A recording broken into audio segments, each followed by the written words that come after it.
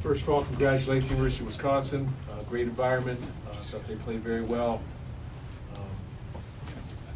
From our standpoint, got to be able to stop the run to win a football game, and then they passed the ball effectively as well. So they're very efficient passing the football. When we did get them in the third and long, a couple times they successfully converted, especially the last one, or the one that went down to the 1 yard line.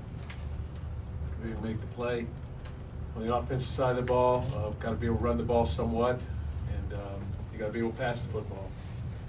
And we can't turn it over and throw a touchdown. You know, a pick six. It makes it even more difficult, even though the score was sort of one way at that point.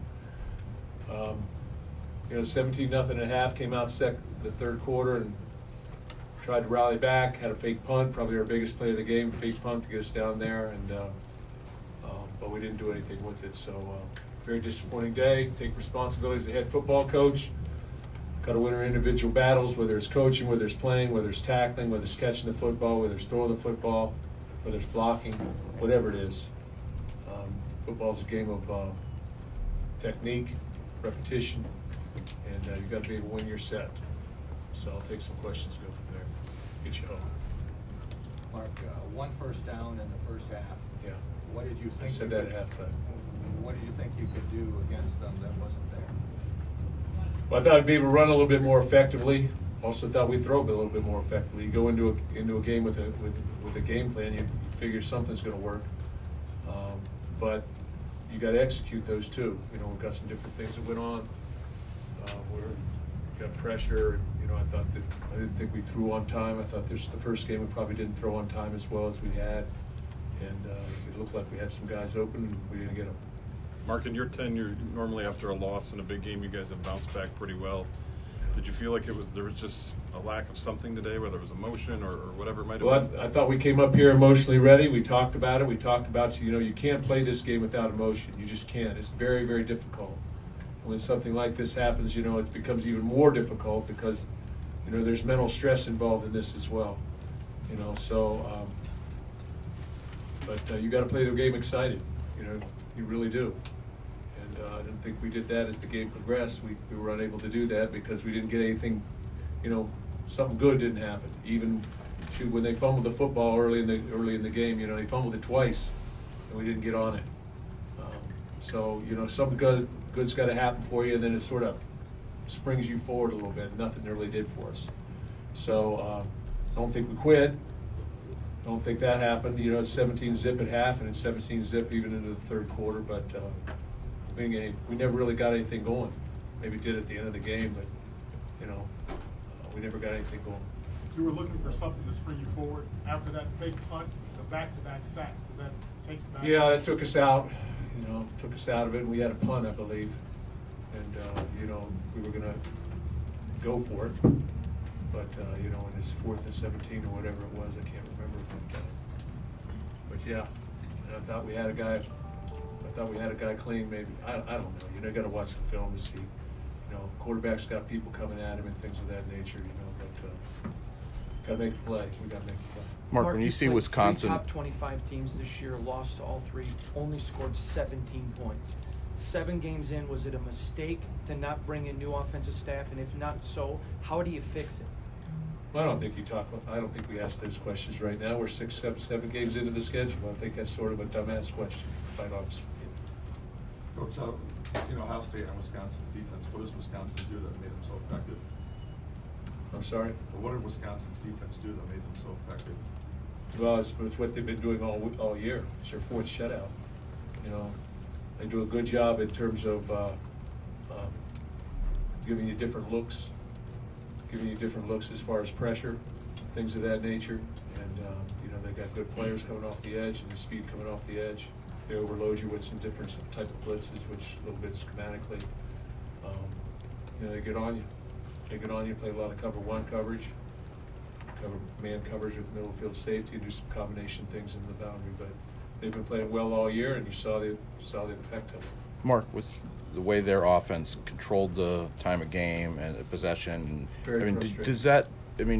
Having made the changes to go faster and that, do you have to rethink that now? That's how you had previously played. Well, you know, if you look at it, you say, how did we used to play? We used to play like Wisconsin to some degree. But, you know, you need to have the people in the right position. You need to be able to win at the point of attack at tight end and at fullback and things of that nature. And, you know, we've made the decision to switch to this type of tempo and this type of offense right now. And, you know, that's been sort of evolving over the last couple of years, I would say. You know, you can't turn back the clock to 2008, 2007. But, you know, you're sort of, I can't sit there and say rethink. You got to look at it, critique it, and everything like that when you watch the film. Mark, you said last week. You got opportunities to make some plays. I'm sorry. You got opportunities to make plays. You got to execute. Going into last week, you said it was a chance to measure up, and you had 2 weeks against You had 2 weeks top against opponents. top 10 teams. What does that kind of tell you? Where We're not you there go? yet. That's what it tells me. We're not there. We should be. We've got some very good players, but we're not there. Not in the last 2 weeks. So we got to recollect things. We got a bye week. We got to recollect ourselves, and push forward. That's the only way I know how to do it. Mark, you referenced the mental part earlier. What do you do to keep the team motivated right now going into next week? I think everybody who's ever played the game of football have been in a situation like this at one point or another, and you know they've collected themselves and took a step back, evaluated the situation, and took a step forward. What do you think is the biggest thing that's keeping you from that level? From which level? Ohio State, Ohio State. Wisconsin. There's a lot of things you can look at. You can look at all kinds of things. You can make a list probably. You know, I hate to say it like that, but you know, right now we don't have a guy that can go the distance and gain 100 yards every week. Okay, running the football. You know, there's a whole list of things, but you got to compare yourself to the people who are doing that as well. You know, I mean, in that particular game, you got to say, okay, line up and say, how do we play against Ohio State? How we, you know, didn't run the ball as effectively as we wanted to. Things of that nature. So I think there's a lot of things you got to look at, but you got to call it the way you see it too, right?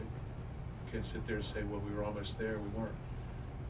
And Wisconsin, to Wisconsin's credit and to Ohio State's credit, they have very good football teams. Mark, They have marquee players at a couple positions. Sorry. You hold Taylor below 100 yards rushing, only 3.1 yards per carry. Were you, I mean, if you knew those numbers going into the game, would you be happy with that? And were you happy with how you defended just him with what he's doing? You know, I mean, I didn't even know that, but you know, I mean, he hit a jet sweep for a touchdown for 67 yards. I mean, you got to tackle him on the perimeter a little bit. You know, he hit a touchdown, you know, down on the 1 yard line or so. So I can't say that. I know that I think coming into the football game, if we were going to win, we had to be able to stop him. But I thought there was some surges. I thought he ran. You know, he might only got those yards, but I thought he ran effectively. You know, he surged forward. He got the tough yards. They were long drives with long possessions. I mean, the first quarter was 2 3 and outs with us, and they had what the rest of the time on the entire clock. So they had 18 plays at halftime. It's tough to win a game with 18 plays at halftime. Part of that was them on offense. A large part was them on offense, controlling the ball, and then again it was us on offense not being able to effectively get first downs, which was obvious. Mark, how do you? Are there any positives that you could take from this, and is this a good time for a bye week? It's a good time for a bye week. Those are positive. I would say that you know, I didn't think we quit. I think we lacked emotion, which again is hard to continue playing when those things are happening like that. But got to play more. You know, I guess what you want to say. We faked the punt. There's a positive. How do you use the I bye? thought we got emotion too. I thought we got a little sense of, okay, we make a, you know, score at that point in time, make it 17-7. You know, we're gonna play more emotional. I don't know that guarantees us winning the football game, but we're gonna play more emotional. How do you use this bye week, and are pretty much all jobs even for the veterans up for grabs at this point going into the Penn State game? I'm not going to say that. You know, I'm not going to say our football team, our players' jobs are up for grabs. I'm just going to say we're going to play the best players, and we're going to work at it, and we've always tried to do that. Mark, at this point, But this is collectively a group of people that didn't succeed, coaches, players, and I'm not going to stand in there and blame players. I'm not going to do that. Mark, at this point in the season, when you're playing 2 back-to-back top 10 teams like that on the road, is it harder you were happy with some of the flurries last week, I thought. Was it Yeah, harder we to were get in a the game spark? more last week than this today. Harder to get a spark when it's back-to-back 8 quarters like that against that type of competition? Well, you want to be a champion. Everybody wants to be a champion. Every year, everybody strives to be a champion, you know, that's what you want to measure yourself against. You want to drive towards that, you know. And you know, when you're playing well and everything's going as you would hope, you know, it's a lot easier to do when things start to fall apart. It's more difficult to do. I think that's human nature in anything that you do for a living. It's difficult, but you know, you got to rally back. It's the only way I know how to do it. Anything else, guys? Thank you.